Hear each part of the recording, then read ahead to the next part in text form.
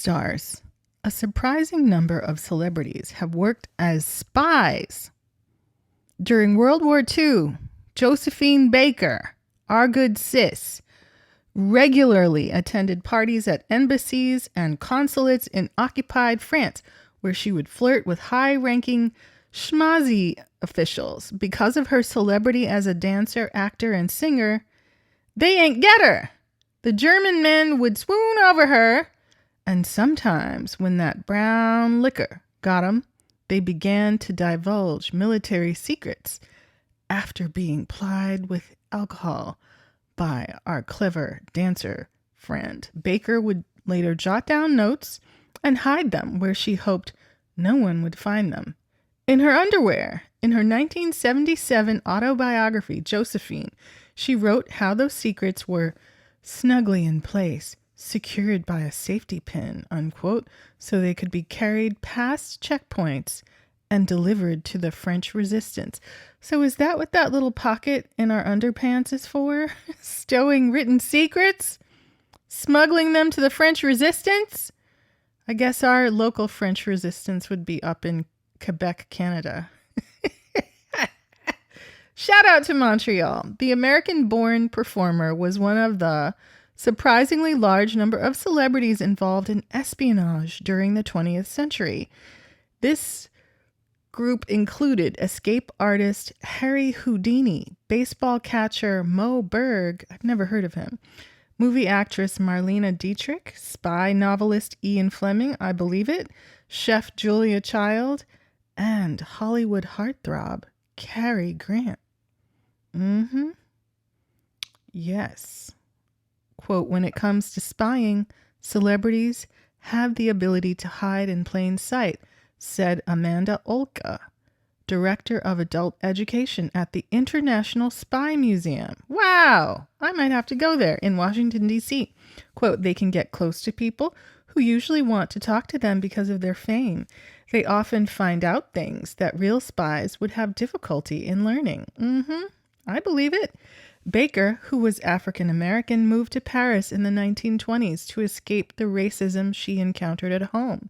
She became a huge star in France and was able to put that fame to good use once war erupted across Europe. Quote, Josephine was charming and charismatic, Olka said. After gathering intelligence from tipsy German officials, she wrote secret notes in invisible ink on her sheet music and hid messages in her clothes, unquote. Following the war, Baker was honored for her volunteer spy work with the Resistance Medal from the French Committee of National Liberation and the Croix de Guerre from the French military. Wow, she was also named a Chevalier of the Legion d'Honneur by General Charles de Gaulle. Oh, the airport guy. When not exciting audiences with his incredible escapes, Houdini dabbled in espionage. He was recruited by spy master William Melville, head of an intelligence section at the British War Office. As he performed in Germany and Russia in the years leading up to World War I, the magician took note of troop movements and military equipment, filing regular intelligence briefings with London. Quote, there was much for Houdini to report on, wrote William Kalish and Larry Sloman in The Secret Life of Houdini, published in 2006. One area of particular interest was heavier-than-air flying machines. Houdini took sharp notice of German progress in this area, unquote.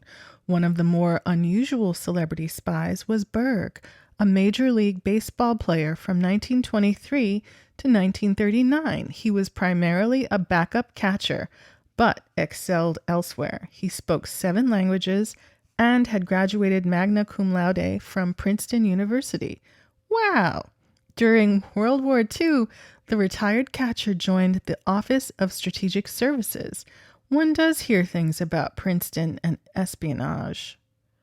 The Office of Strategic Services, predecessor of the CIA, and recruited foreign scientists to work in the United States. In 1942, his spy work nearly turned to assassination when he attended a lecture in Switzerland given by German physicist Werner Heisenberg, who worked on the Schmazi nuclear weapons program. Quote, Moberg had orders to unalive Heisenberg if he found out the Germans were close to developing an atomic bomb. Olka said he learned they weren't, so he didn't have to go through with it. Unquote. Sheesh.